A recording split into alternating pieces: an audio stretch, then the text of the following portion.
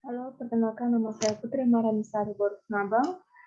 Di sini, di video kali ini kita akan mengenal model dengan variabel beda kala, region variabel, dan spesifikasi model. Untuk bab satunya,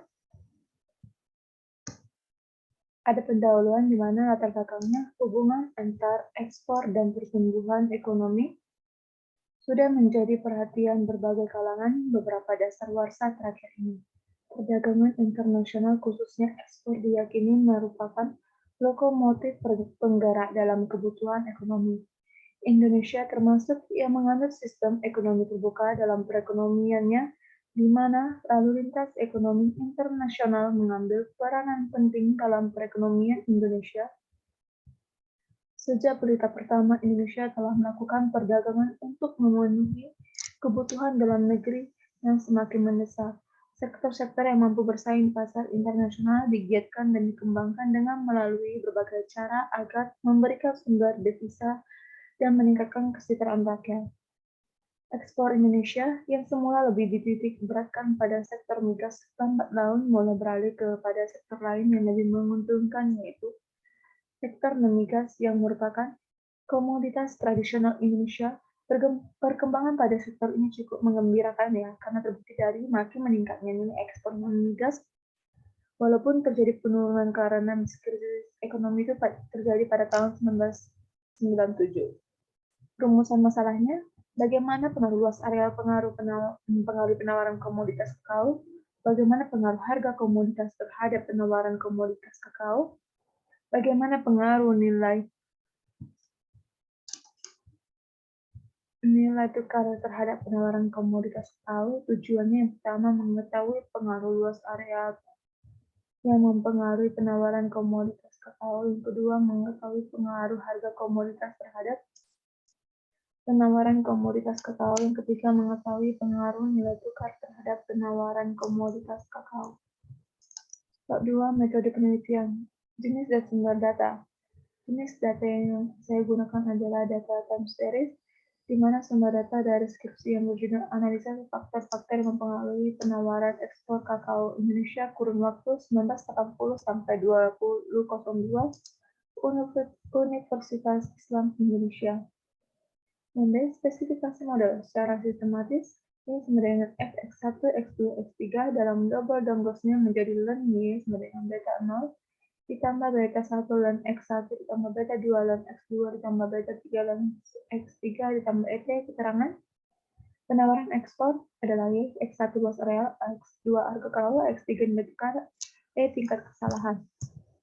Bab 3, pembahasan R-square. Nilai R-square sebagai indikator ketepatan model yang digunakan dalam analisis, di mana nilai R-square saya adalah 1. Berarti dia pengaruhnya tersebut baik di teman-teman, dan juga dia menggambarkan pengaruh variabel bebas dan variabel tingkatnya. Selanjutnya ada menguji heteroskedastisitas. Heteroskedastisitas adalah sebaran varian dari kesalahan pengganggu adalah sama, di mana jika p-value-nya lebih kecil dari alfa 0,05, maka tolak H0 terima H1 artinya berpengaruh. Jika p-value-nya lebih besar dari alfa 0,05, maka terima H0 tolak H1 artinya tidak berpengaruh. Untuk hasil analisisnya dapat dilihat di sini, teman-teman. Jika p-value-nya itu ada yang 0,34973, 0,34971, berarti dia itu terima H0 tolak H1 karena p-value-nya lebih besar dari 0,05, berarti dia tidak terjadi masalah heteroskedastisitas. Selanjutnya ada uji autokorelasi.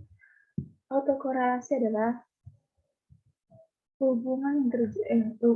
terjadi hubungan antar kesalahan pengaruh. Untuk mengetahui permasalahan atau korelasi yang kita lihat dari nilai DW lebih kecil dari 2, maka tidak terjadi autokorelasi.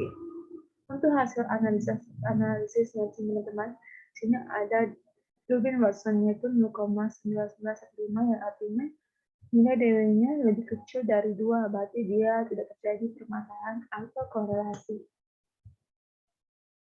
Kemudian pengaruh masing-masing variabel bebas.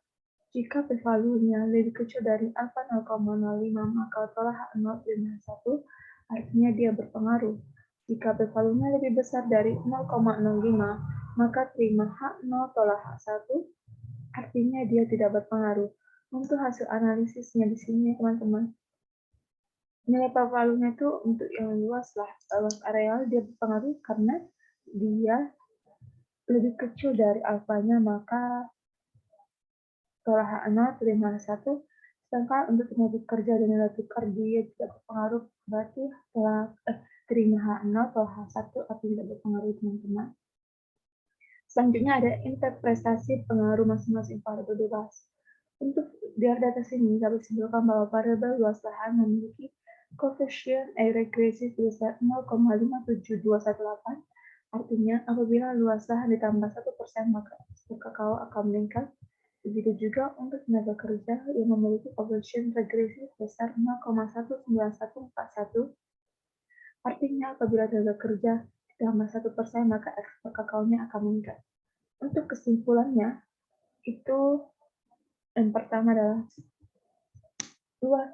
luas areal berpengaruh terhadap ekspor kakao, tenaga kerja tidak berpengaruh terhadap ekspor kakao, nilai tukar tidak berpengaruh terhadap ekspor kakao, dan untuk nilai R-square-nya itu dia nilai skornya yang sudah baik, berarti dia berpengaruh terhadap nilai variabel bebas dan variabel terikatnya.